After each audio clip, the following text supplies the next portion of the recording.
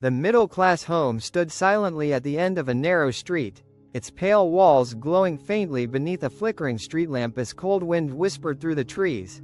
And when Aisha stepped inside with her husband Hamid and their young brother Imran, she felt a strange chill crawling along her spine even though she forced a small hopeful smile.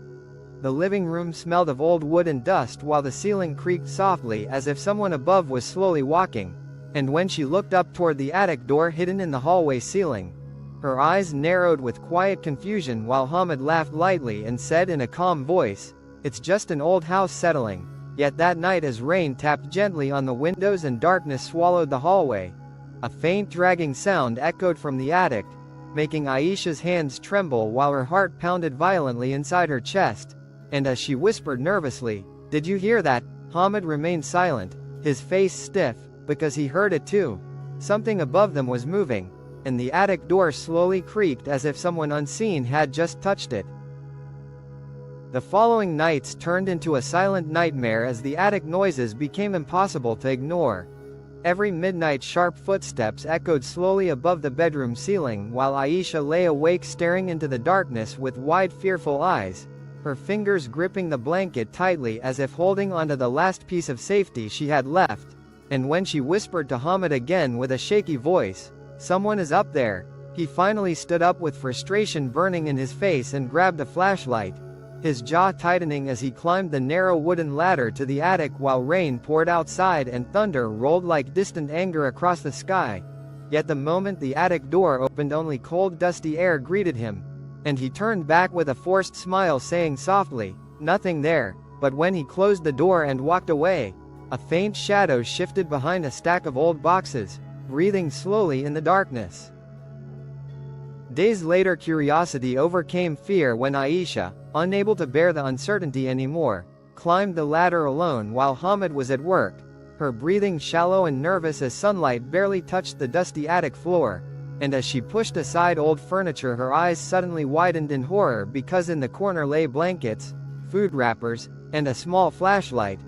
proof that someone had been secretly living above their heads, and her heart raced violently while memories of the nightly footsteps flooded her mind, but before she could move, a sudden whisper came from behind her saying slowly, "You shouldn't be here," and when she turned around with frozen terror she saw a thin pale man staring at her with hollow eyes, his lips forming a twisted smile as if he had been watching them for a long time.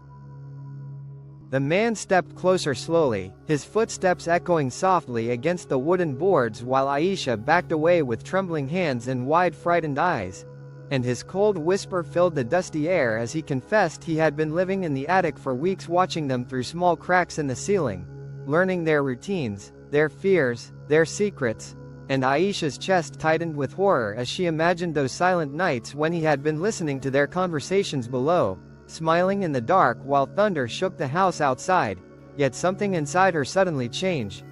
Fear turned into determination, and with shaking courage she pushed past him and ran down the ladder screaming for help while the man's footsteps thundered behind her.